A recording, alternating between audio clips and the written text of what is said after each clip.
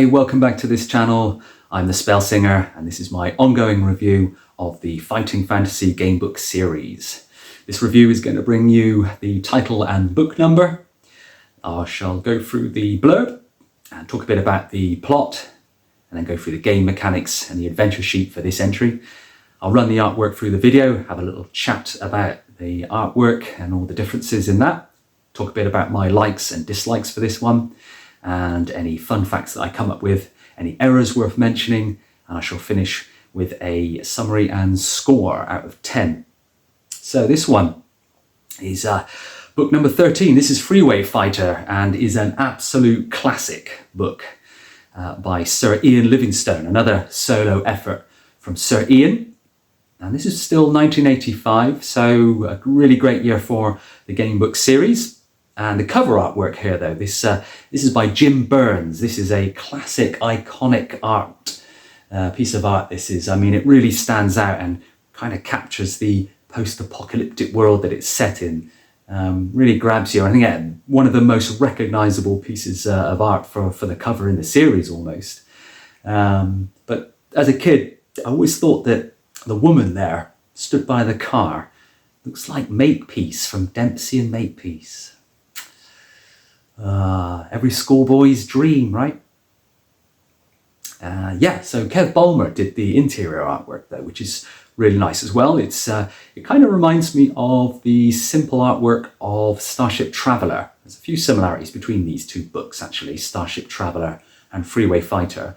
It works really well, and he did a good job with this one, but I'll run it through the video like I said. So yeah, so there's the title and book number, and I'll give the blurb a quick read from my copy so you can find out what is going on in this one. So basically, it says here, life is lawless and dangerous.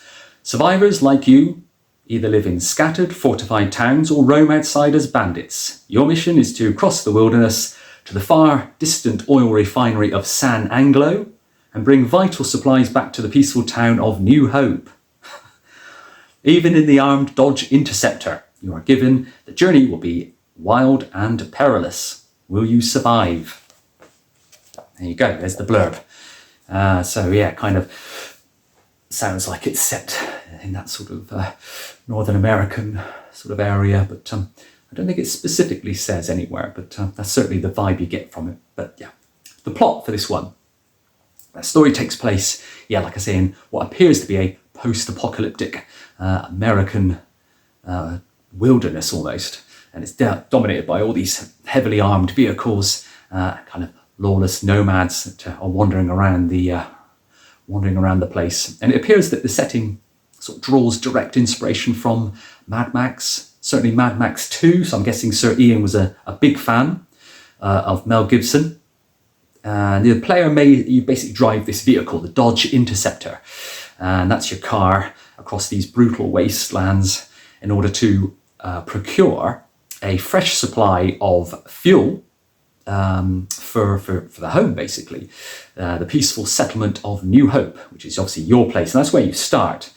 This situation is brought about by a civilization kind of ending plague, which rapidly spreads globally and wipes out about 85% of the world's population within about 4 days. Which all sounds very familiar. Yes. And that's, yeah, how it starts out. So New Hope, you do your travel all the way down to San Anglo, and you jump in an oil rig, drive that back to New Hope. And that's basically it. That's the story, the main plot of Freeway Fighter.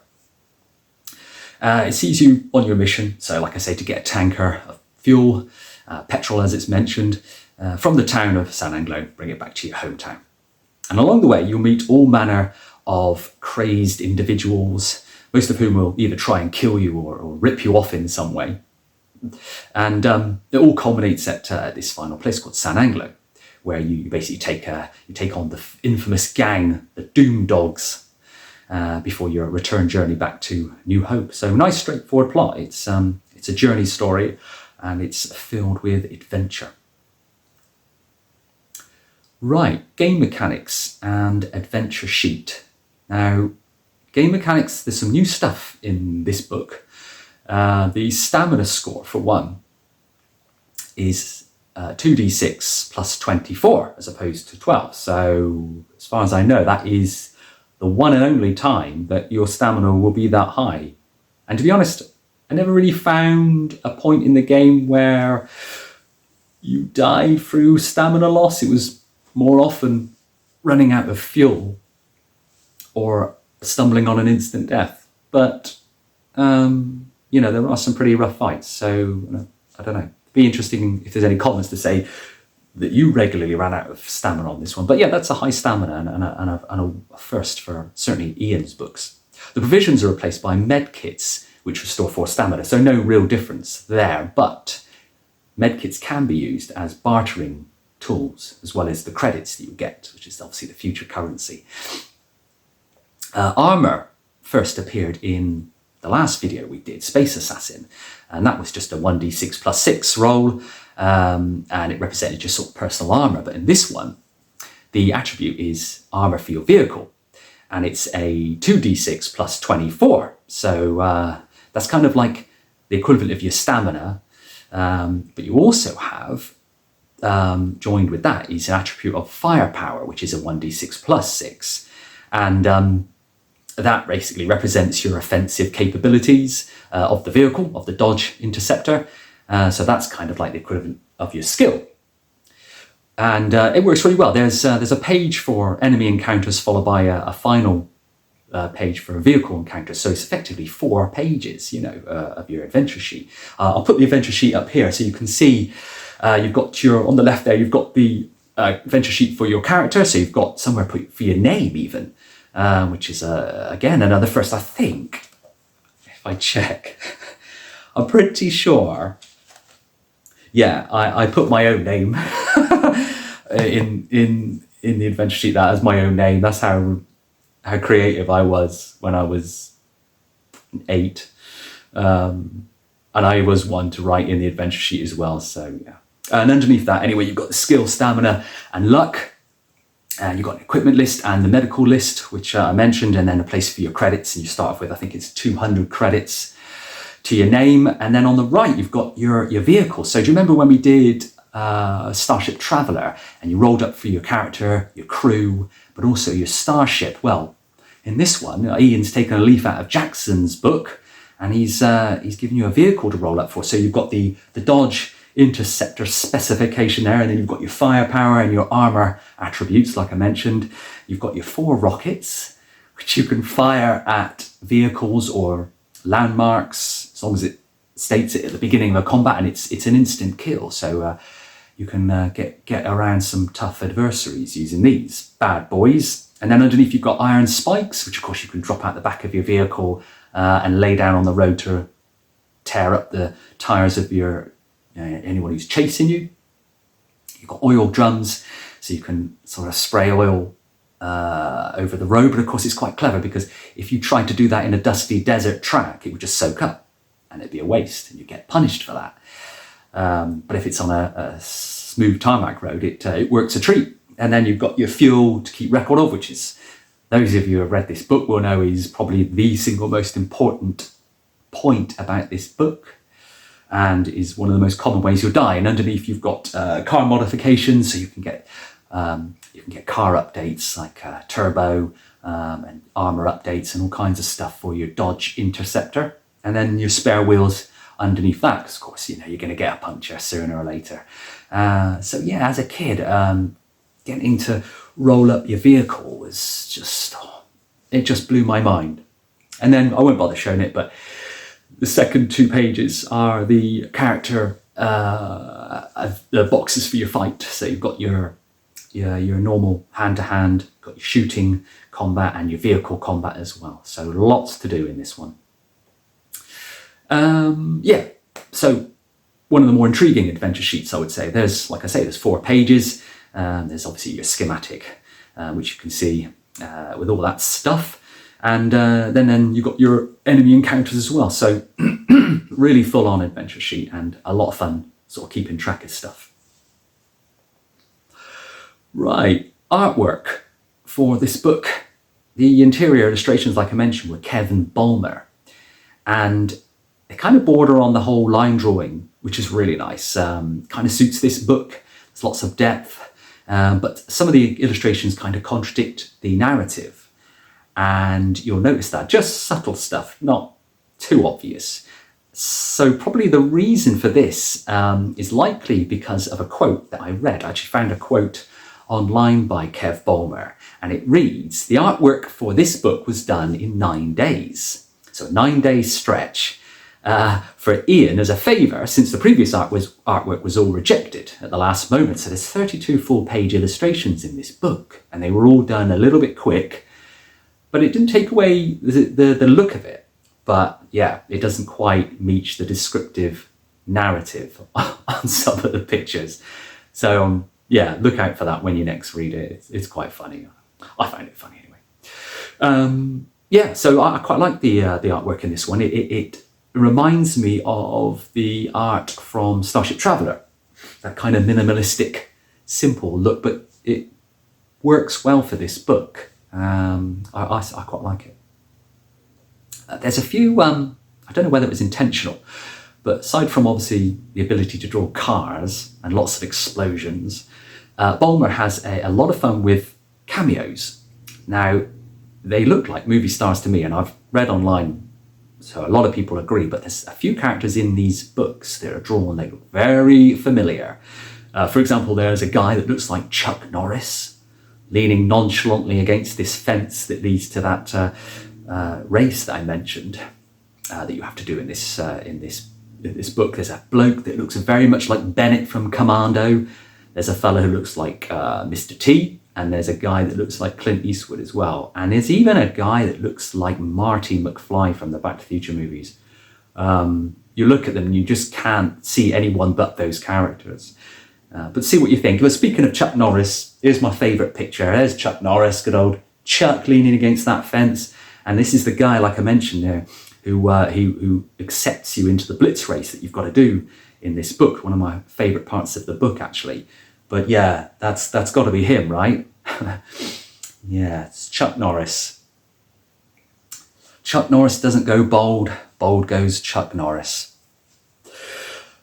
Likes and dislikes for this entry. I love the descriptive world created here by Ian. He's really rolled the dice and taken a bit of a risk.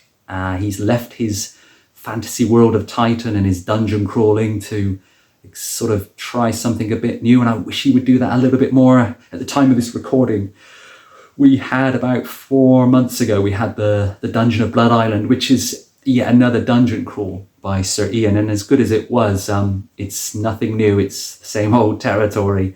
I wish he would do more stuff like this. So yeah, Ian, if you're watching, there's a little bit of gold dust for you. We want something new. Roll the dice a bit like Steve Jackson does. Those are the highlights. Is this world that he's created. He obviously had a lot of fun writing this book. He's at his absolute best when he's describing these crazy driving this crazy driving action. There's lots of interesting characters in there. I love the fast-paced adventure that he's written. Lots of fun and a good strong mission as well. You know, it's not save the world, but it's certainly save your hometown of New Hope. And there's lots of new game mechanics. There's enough to keep you interested anyway, with the addition of your car to look after, which is always a lot of fun. The final 20 or so references, however, it's almost like Sir Ian panicked and threw in every tough battle, fatal skill roll, fatal luck roll, and instant death that you could think of. The last 20 references, after you've been reading it for 2 hours, are horrendous. It's that return journey back from San Anglo to New Hope with your fuel tanker. It's horrible. It's a good job it is short, because it's littered with ways to kill you, and it's bizarre. It's all chucked into the last part of the book. Maybe he thought it was too easy up to that point. It's not. But yeah, the final section is a little bit of a dislike for me. The most common killer is running out of fuel. Not the most dramatic way to die, but probably quite realistic, because this Dodge Interceptor is high on fuel or gas, as it's set in America. But yeah, those were sort of the things that struck me anyway. Okay, fun facts for this book. Some fans expressed disappointment over the relative shortness of the references in this book at only 380 paragraphs, so not the usual 400. Not way off though. You could be forgiven for expecting it to be quite short, an adventure, but in terms of the length and the story, it's not that noticeable. It's not that linear either, which is kind of odd. Most of the inns are quite linear, but this is quite open, and you think you would notice those 20 references that are missing, but I certainly didn't, so I didn't really have a problem with that. Yeah. Errors for this one. There's only a couple of errors that I thought worth mentioning, and they're not game breakers or anything. They're just interesting, and one of them quite handy to know. So the first one, it's possible to lose a wheel in the encounter with the bikers at the roadblock, reference 203. After the bikers are dead, reference 249, if you look in the biker's pannier, you have to replace your wheel, even if you didn't lose it. But if you don't check the pannier, you just drive off. So presumably on 3 wheels. The other error that I picked up on is at reference 80. And basically this is during the blitz race. It has a direction mix-up. And it says that you turn left and are overtaken on the right, which contradicts the choice you made in previous reference 379. So to turn right and then alternatively the outcome given in reference 20, which shows that the Ford that you're racing against is trying to overtake you on the left. So instead, reference 80 should read that you turn right and you're overtaken on the left. But it's not something that should keep you up at night. And that was it really. The rest of it is all sound. Okay, so summary and score for this classic book. Ian really manages to keep things entertaining. He really goes all out with this entry. The encounters can get a little bit repetitive, but when the encounters are good, they're really good. Lots of descriptive work and lots of variety as well. The blitz race for me is the absolute high point. The adventure is certainly packed with incident, and that might be one of the flaws actually, because it feels like you can't drive a single mile without getting into a fight with some biker or trucker. But yeah, that blitz race, so you arrive at the blitz race and you're desperate for fuel, and glory be, the prize is a fuel can. So you have to race against this Ford. You sort of drag race, turn around at this building and come back. And all along the way, you're sort of ramming each other and dropping spikes and spraying oil over the place and trying to get ahead of this vehicle. And you can take a real pounding, but of course you have to do it because you need the fuel.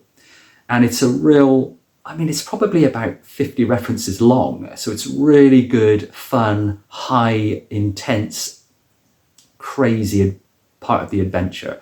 And stands out for me as like the high point. In terms of difficulty, however, this is one of Ian's better efforts.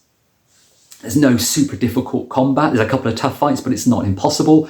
Little is needed in the way of items. Yeah, there's no shopping list like he tends to do. You still need quite good stats. Plus, there's the constant need for fuel throughout this book, which is going to spell the end for most players, certainly in your early read-throughs until you get a chance to map this book, which is, again, quite easy to map. It makes, so the whole fuel thing, it kind of makes sense for the setting. But I've always wondered why the mission wasn't set up why it was set up the way it was. Why not have San Anglo send the petrol to New Hope? That could have been the adventure.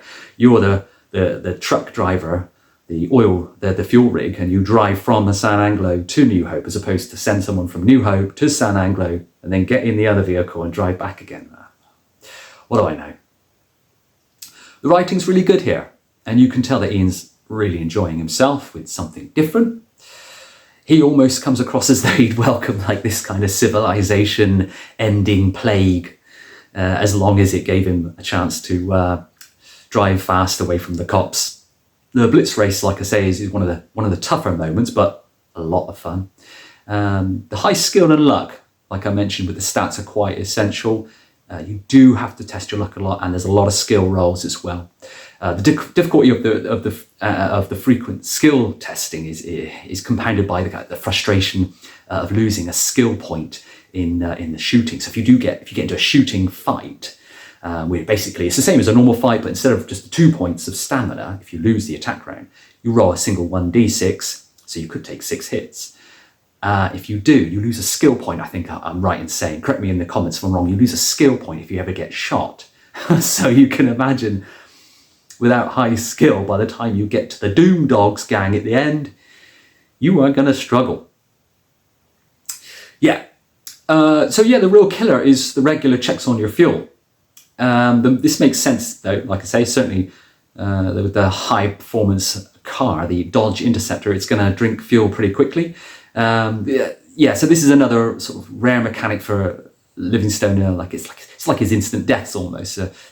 But like I say, they're few and far between until the end, and then the instant deaths suddenly all show their face. Failing due to sort of either running out of fuel or your car basically falling to bits from all the battles is the most likely outcome for players, certainly to begin with, until you sort of map your way through this and find the sort of logical best path. And also the fact that there is a non-winning ending I quite liked, an ending where you return the fuel, you can sort of return the fuel, but you don't survive. So that's quite nice for a change. And there's also a double win ending when you return with the fuel and you also rescue this guy Sinclair. So when you start out, by the time you've just left New Hope to head for San Anglo, you get a call that your fella and friend from New Hope called Sinclair, he's been abducted by these bikers. So on your way to San Anglo, you've got to try and rescue him. And if you get back to New Hope by the end, you get a little bonus ending for not only returning the fuel, but coming back with Sinclair as well. So that's it's a nice little side quest, actually. Works well.